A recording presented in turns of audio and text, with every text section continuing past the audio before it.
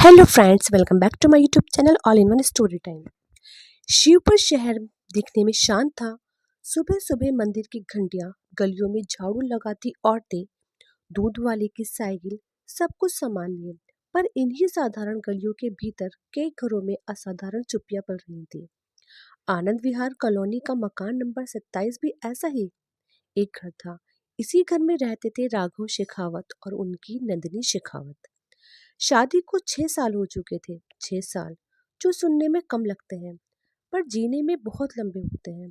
इन 6 सालों में उन्होंने एक दूसरे को समझा भी था, खोया भी था और चुपचाप सहा भी था।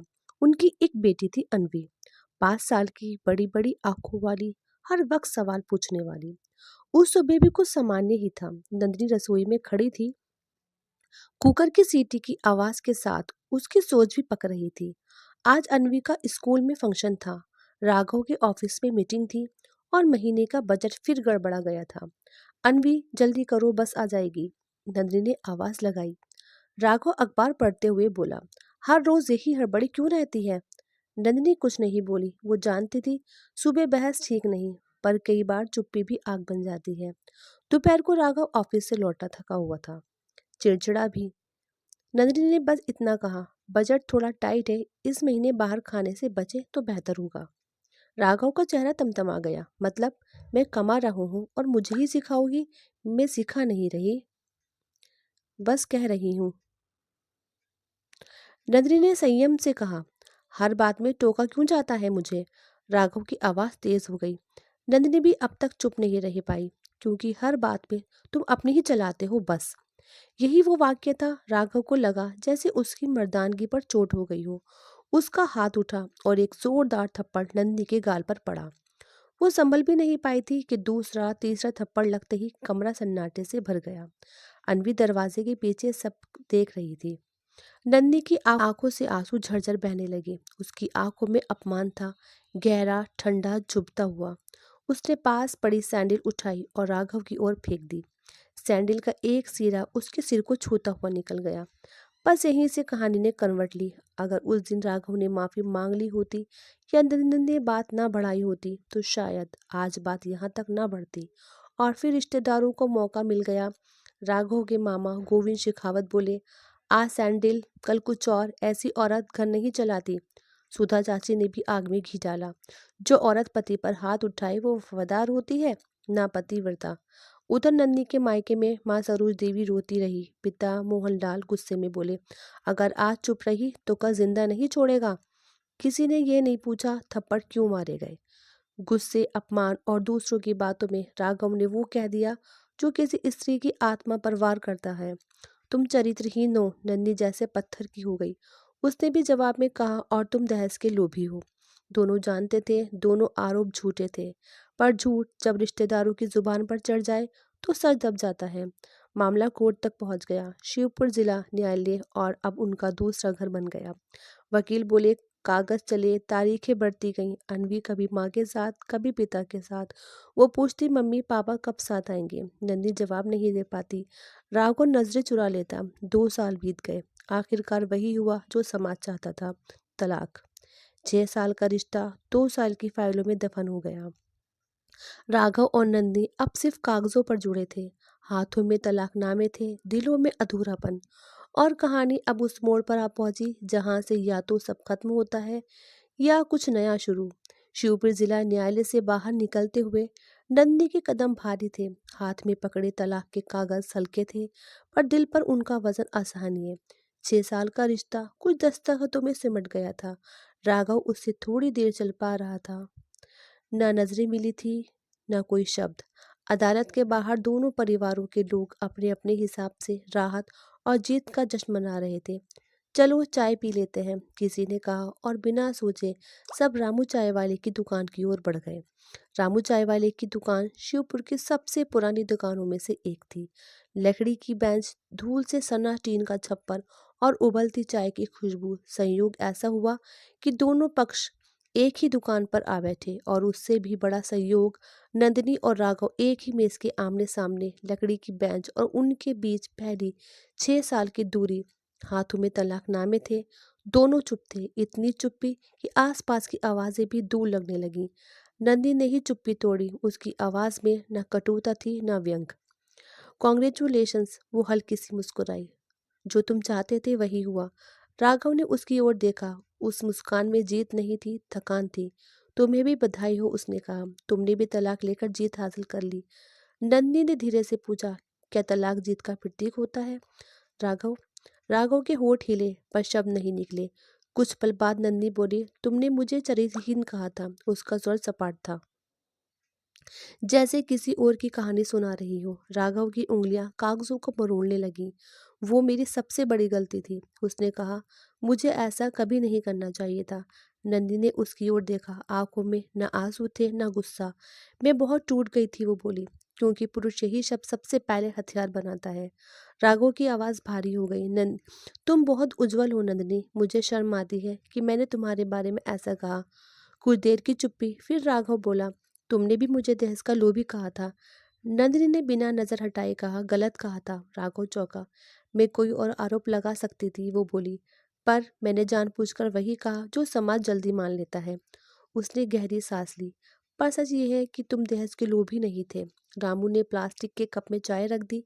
नंदिनी ने कप उठाया, थोड़ी सी चाय उसके हाथ पर छलक गई। राघव के मुंह से एकदम निकला, नंदी तुम्हें जरा जला तो नहीं? दोनों की नजरें टकराईं। अब भी कमर में दर्द रहता है? राघव ने पूछा। नंदी हल्की सी हंसी, हाँ, कभी वोवरॉन, कभी कॉम्बी फ्लैम, एक्सरसाइज नहीं करती तभी। राघव बोला। ने उसकी पुरानी सी डांट पर बस मुस्कुरा दिया। फिर उसने पूछा, अस्थमा कैसा है? डॉक्टर मेहता ने मेंटल स्ट्रेस कम करने को कहा है, राघव बोला। नंदी उसकी सांसों की उखड़ी हुई लय पड़ रही थी। इनहेलर लिया है ना? उसने पूछा।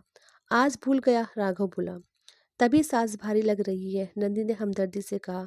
राघव ने बात बदलते हुए कहा, मुझे तुम्हें 4 लाख रुपए देने हैं और 6,000 रुपये महीना भी। हाँ, नंदी ने शांत स्वर में कहा। आनंद विहार वाला फ्लैट मैं तुम्हारे नाम कर दूं, राघव बोला। अभी पैसे नहीं है, नंदी ने तुरंत सिर हिलाया। मुझे सिर्फ 4 लाख चाहिए। फ्लैट की कीमत बहुत ज्यादा है, अनवी बड़ी होगी, राघव बोला। खर्चे बढ़ेंगे, उसके लिए तुम्हें महीने के 6,000 देता रहूंगा, नंदी बोली। फिर कुछ रुक कर कहा, अगर पैसे नहीं है तो मत देना। उसके स्वर में किसी समझौते की मजबूरी नहीं थी, बल्कि पुराने रिश्ते की गर्द थी। राघव उसे देखता रहा। आज वो अजीब तरह से सुंदर लग रही थी, शांत, परिपक्व और बेहद सहृदय। उधर नन्ही उसके चेहरे पर उभरी थकान पड़ रही थी। उसे याद आया, नर्मदा घाट, ओंकारेश्वर, जब गंगा की जगह नर्मदा की ठंडी धारा में उसका पैर फिसला था। राघव तैरना नहीं जानता था, फिर भी उसे बचाने कूद पड़ा था। लाट साहब, तो वो त, लाट साहब, वो तब हंसी थी। राघव के मन में भी शायद ये उमड़ आई। नंदिनी हर महीने पैसे बचा बचा कर महंगा इनहेलर खरीद लाती थी। कभी जताया नहीं, कभी थकान नहीं दिखाई। दूसरों की बीमारी की कौन परवाह करता है, वो सोचने लगा। ये करती थी। दोनों बिल्कुल चुप थे, इतनी चुप्पी कि शब्दों की जरूरत नहीं थी। आंखें बहुत कुछ कह रही थी। अब कहानी उस मोड़ पर आ चुकी थी जहां फैसला होना बाकी था। रामू चाय वाले की दुकान पर शाम ढलने लगी थी। सूरज की आखिरी किरणें धूल भरी सड़क पर फैल रही थी। चाय के कप खाली हो चुके थे, पर दिलों में भरा कुछ कुछ अब भी उबल रहा था।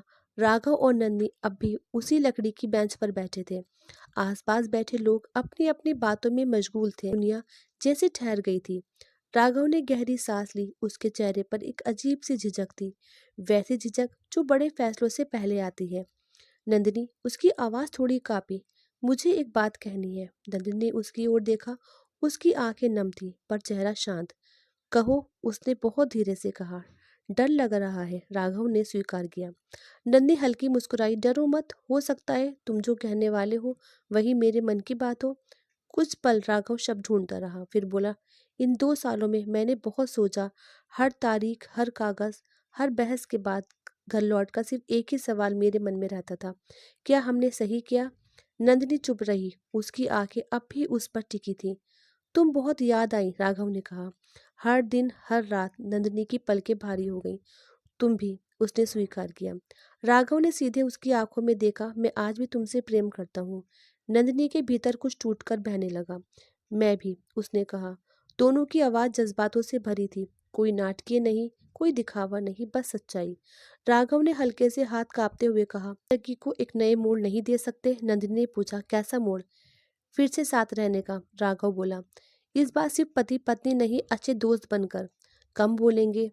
वो मुस्कुराया, ज्यादा समझेंगे। नंदिनी की आंखें आंसू बहने लगे। और ये, उसने हाथ में पकड़े तलाकनामे की ओर इशारा किया। राघव ने एक पल भी नहीं सोचा, उसने कागज उठाए और फाड़ दिए। कागजों की आवाज जैसे अतीत की बेड़ियां तोड़ रही हो। नंदिनी ने उसकी ओर देखा, फिर उसने भी अपने हाथ के कागज फाड़ दिए। दोनों खड़े हो गए। राघव ने धीरे से नंदिनी का हाथ थामा, वो एक हाथ जिसे कभी थप्पड़ का अपमान मिला था, आज सम्मान और भरोसे का स्पष्ट पर था। नंदिनी ने उसका हाथ मजबूती से पकड़ा। दोनों मुस्कुराए, बिना कुछ कहे। सब कह दिया। दूर खड़े रिश्तेदार हक्का बक्का थे। कोई कुछ समझ नहीं पा रहा था। ये क्या हो रहा है? किसी ने फुसफुसाकर कहा। पर राघव और नंदिनी अब किसी की नहीं सुन रहे थे। वो दोनों हाथ में हाथ डाले उस घर की ओर बढ़ चले। अब भी उनका इंतजार कर रहा था, वही घर, आनंद विहार कॉलोनी का मकान नंबर 27, जहां कभी हंसी थी, तकरार थी और अब एक नई समझ। घर का दरवाजा खोलते ही स- समय नंद घर का दरवाजा खोलते समय नंदिनी रुकी। इस बार उसने कहा, हम गुस्से को हावी नहीं होने देंगे। राघव ने सिर हिलाया, और अहंकार को दरवाजे के बाहर छोड़ देंगे। दोनों अंदर आए। घर वही था, पर हवा बदली हुई थी। कुछ रिश्ते टूटकर और मजबूत हो जाते हैं। कुछ गलतियां हमें अपने ही भीतर झांकने का मौका देती हैं। पति पत्नी के रिश्ते में प्यार और तकरार एक ही सिक्के के दो पहलू हैं। लेकिन अगर तकरार के समय संयम टूट जाए तो प्यार भी घायल हो जाता है। इसलिए किसी क्षणिक गुस्से में ऐसा फैसला ना लें जिसका पछतावा जिंदगी भर रहे। तो ये कहानी आपको कैसी लगी? अगर पसंद आई हो तो कमेंट बॉक्स में ज़रूर बताएं, और अभी तक अगर आपने हमारे चैनल को सब्सक्राइब नहीं किया है तो कर लीजिए, और जो पास में बेल आइकन है उसको भी प्रेस कर ऑल पर सेलेक्ट कर दें, ताकि आपको मेरी आने वाली सभी वीडियो की नोटिफिकेशंस सबसे पहले मिलती रहे। तो ऐसी अच्छी अच्छी कहानी सुनने के लिए हमारे channel all in one story time को सब्सक्राइब करना ना भूलें, और एक लाइक, एक शेयर, एक प्यारे से कमेंट के साथ अपनी राय जरूर बताएं। और हाँ, आप इस कहानी को कौन सी सीरीज से देख रहे हैं ये भी ज़रूर बताना, और अगली कहानी किस टॉपिक पर सुनना चाहते हैं वो भी ज़रूर बताएं। तो मिलते हैं ऐसी एक अच्छी कहानी के साथ। तो तब तक tata bye bye and thanks for watching.